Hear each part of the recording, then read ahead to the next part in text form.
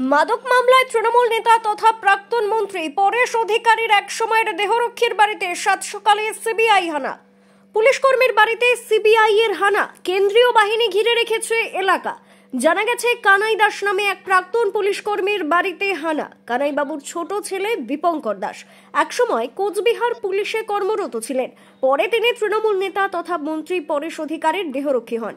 বর্তমানে দীপঙ্কর দাস জলপাইগুড়ি জেলা পুলিশ সুপারের বাংলোতে নিরাপত্তারক্ষীর কাজ করেন।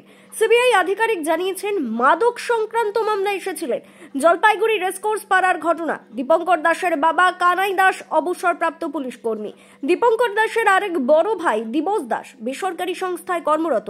দাদা দিবস দাস জানিয়েছেন তার ভাই পুলিশ, তার ডিপার্টমেন্ট সংক্রান্ত কোনো বিষয় এসেছে। সিবিআই আধিকারিক জানিয়েছেন তারা মাদক সংক্রান্ত মামলায় এসেছিলেন। এদিন সিবিআই আধিকারিকরা একটি প্লাস্টিকের ব্যাগে কিছু নথি নিয়ে যান। এদিকে পুলিশ কর্মীর বাড়িতে সাত সকালে সিবিআই হানার খবরে ব্যাপক চাঞ্চল্য ছড়িয়েছে জলপাইগুড়িতে।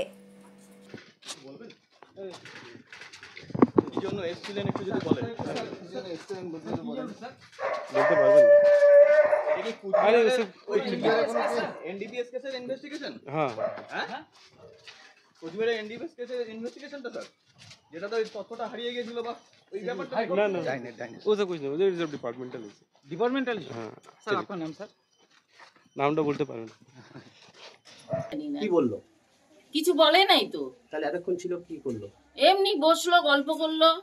হ্যাঁ, ওর বাবার সাথে গল্প করলো, বললো কতগুলা এসপি পার করেছেন, কোথায় ছিলেন, এইগুলো। হ্যাঁ, কেন আসা হয়েছে কিছু বললো? না। ঠিক, কি নাম কাকিমা আপনার? আপনার নামটা? আমার নাম রানু দাস। ডিপার্টমেন্টাল প্রবলেম আছে, ডিপার্টমেন্টাল কাজকর্ম হচ্ছে। কারা এসেছে তো আমি এখন বুঝতে পারছি না, কথাবার্তা চলছে। কতজন এসেছে? দু একজন এসেছে, কথাবার্তা চলছে। সেটা নিয়ে এই বিষয়ে এখন কিছু বলা যাচ্ছে না, কি ইনকোয়ারি হচ্ছে এখন ওরাই জানে। আমরা এখন কিছু বুঝে উঠতে পারিনি। কার খোঁজে এসে? আপনার খোঁজে? আমার খোঁজে না, আমার ভাইয়ের খোঁজে। কি আপনার ভাইয়ের নাম? ভাইয়ের নাম বলা যাচ্ছে না, ওরা এখন বলতে না করেছে। দেখা যাক এখন কি ব্যাপারটা কি। ভাই কি করে? ভাই কি করে? সিবিআই এর আমি এই বিষয়ে এখন কিছু বলতে পারছি না, এর বিষয়ে আমি কিছু বলতে পারছি না। ভাই কি করে? ভাই তো পুলিশই করে। আচ্ছা, ঠিক আছে, এর বিষয়ে আমি এখন কিছু বলতে পারছি না। এটা সম্পূর্ণ ডিপার্টমেন্ট ইনকোয়ারি। ডিপার্টমেন্ট ইনকোয়ারি হচ্ছে, এখন কি বিষয়ে ইনকোয়ারি হচ্ছে সেটাও আমার জানা নেই। ঠিক আছে, কতজন আসছে? কতজন এসেছে? আরে ট্রেন কি দাও কোন রাস্তা বলো না।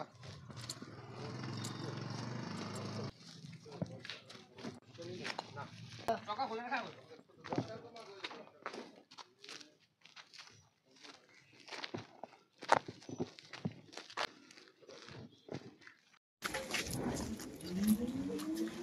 কত করে দিয়ে দাও।